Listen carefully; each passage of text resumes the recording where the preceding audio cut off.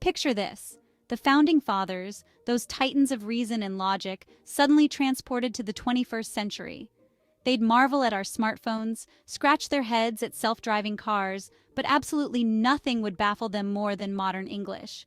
These were men who crafted a nation on the bedrock of Enlightenment ideals. Yet confront them with the phrase Netflix and chill, and even Thomas Jefferson would be reaching for a dictionary and a stiff drink. Imagine George Washington, stoic and resolute, trying to decipher the difference between literally and figuratively. Or Benjamin Franklin, ever the pragmatist, struggling to understand why we put up with something instead of just putting it somewhere else. The irony is delicious. These were men who valued clarity and precision in language. Now they're stuck in a world where wicked means good, and sick can describe a gnarly guitar riff. The Founding Fathers, in all their wisdom, wouldn't stand a chance against the ever-evolving beast that is the English language. And that's where the comedy gold lies. Let's talk about dictionaries, those supposed arbiters of linguistic law. Even Noah Webster himself would have a hard time explaining the English language to the Founding Fathers. Imagine their confusion as they flip through its pages. Silent letters? Why bother writing them at all?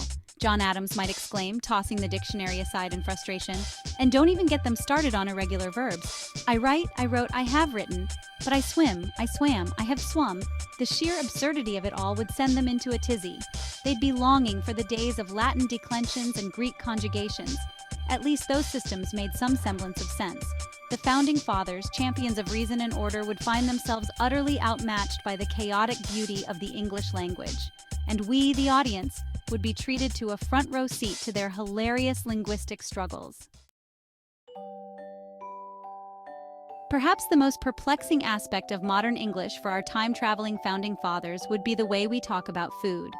Imagine explaining to Thomas Jefferson, a man who meticulously documented his garden at Monticello, why we call a pig pork and a cow beef. So, let me get this straight, Jefferson might say, stroking his chin thoughtfully. We call the animal one thing, but then the meat we eat is something else entirely? The very concept would strike them as utterly nonsensical. Their confusion would only deepen when confronted with the vast array of modern food terminology. Deconstructed latte? Alexander Hamilton might scoff. Is that some sort of financial instrument? The Founding Fathers, accustomed to a simpler time, would find themselves utterly lost in the culinary lexicon of the 21st century. Section 4, Texting with Thomas Jefferson, Historical Hilarity. Now imagine the Founding Fathers trying to navigate the wild world of texting slang and internet acronyms. Picture Thomas Jefferson penning a strongly worded letter to a friend, only to receive a reply that reads, "LOL, I see my BRB. I beg your pardon?" Jefferson might sputter, quill trembling in his hand. What in tarnation does BRB signify? The very idea of abbreviating language to such an extent would be anathema to these masters of prose. Their confusion would only be amplified when confronted with emojis. Imagine George Washington trying to decipher the meaning of the eggplant emoji, or John Adams pondering the significance of the dancing lady in red.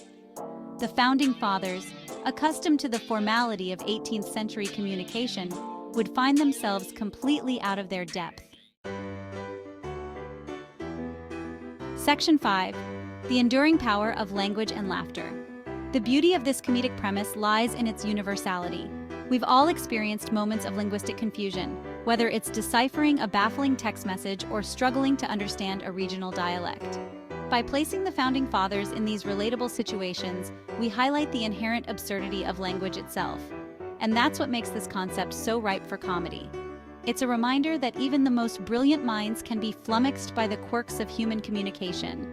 It's a celebration of the ever-changing nature of language and its ability to both unite and confound us. So, the next time you find yourself struggling to understand a slang term or deciphering a particularly cryptic text message, take comfort in the knowledge that even the Founding Fathers would have been right there with you, scratching their heads and chuckling at the absurdity of it all.